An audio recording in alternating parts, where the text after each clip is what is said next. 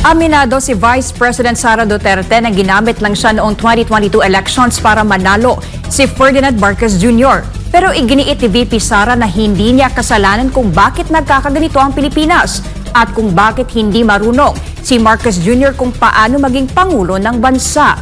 Narito ang balita ni Jason Rubrico.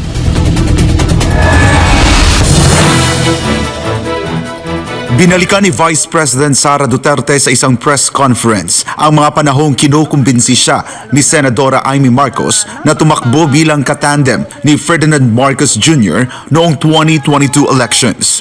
Para kay VP Sara, ginamit lang siya para manalo si Marcos Jr. noong nakaraang halalan. I'm happy that she was honest enough to say, kasi matatalo kami ni Lenny kung hindi mo dalahin ang Bisaya. It was very straightforward. Now, it was all about winning. Of course, ginamit nila ako para manalo sila. Obvious naman yun.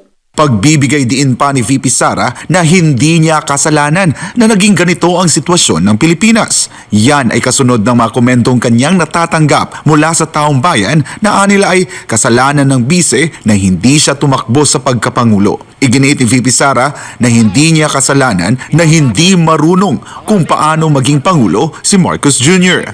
Hindi ko kasalanan that we are on this road to hell. Hindi marunong maging presidente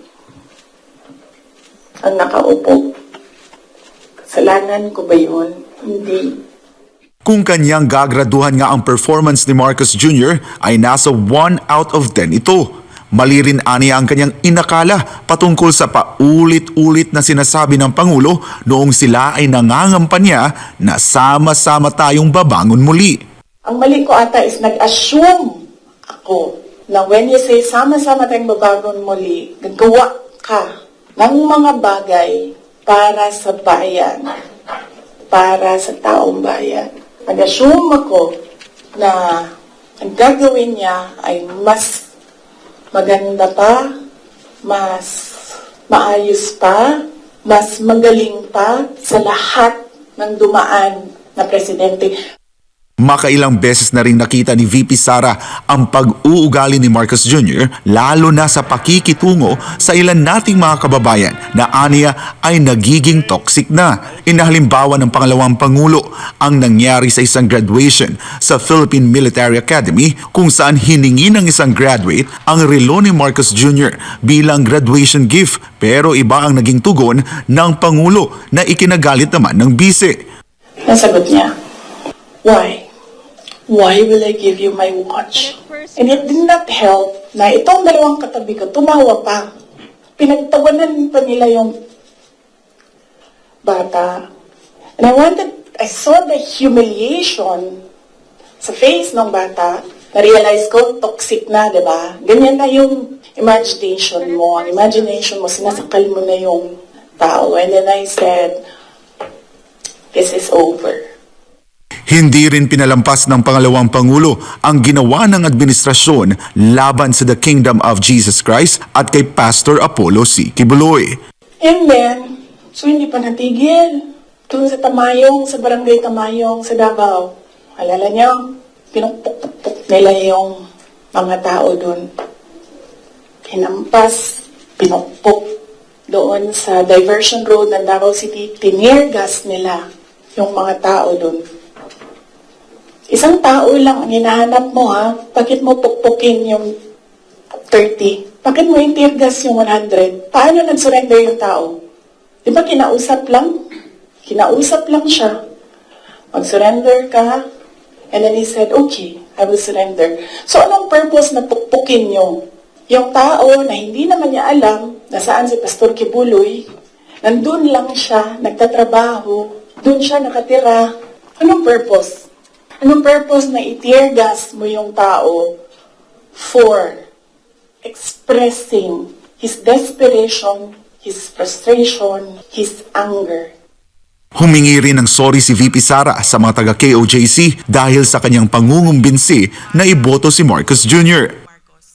The love of Kahit ayaw ng patulan, hindi naman naiwasan ni VP Sara na magbigay ng kanyang komento patungkol sa pahayag ni Marcos Jr. sa kanilang pagkakaibigan at parang nalinlang umano siya ng bise. Para sa pangalawang Pangulo ay hindi na dapat maging mahalaga ang personal na nararamdaman ng isang opisyal ng gobyerno. For the love of God, presidente ka na. Importante pa ba yung nararamdaman mo? Because when you are president, importante dyan yung nararamdaman ng taong bayan, yung bansa. Payo ni VP Sara kay Marcos Jr. na sa halip na kanyang nararamdaman, dapat pagtuunan ng pansin ng Pangulo ang mga problemang kinakaharap ng bansa gaya ng kagutuman at mataas na presyo ng mga bilihin. Pero talagang may panahon ka mag-isip about deception ng isang babae dyan. Ang dami mong oras. Hindi ba dapat iniisip mo na yung mga taong gutom? Yung presyo ng gasolina?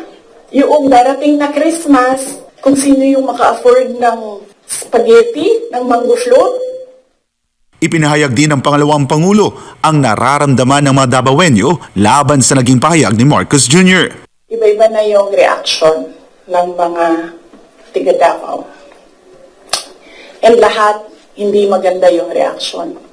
Yawa na, siya na'y nangilad, siya pa'y nang budol, siya pa'y bagagnaw, nga musulti, nga I was deceived. Sa huli, may inihirit pa si VP Sara laban kay Marcos Jr. Si BBM, sabihin ko sa inyo, may listahan ako ng 5 bagay na impeachable offense niya. Para sa Diyos at sa Pilipinas ko mahal, ako si Jason Rubrico, SM9 News.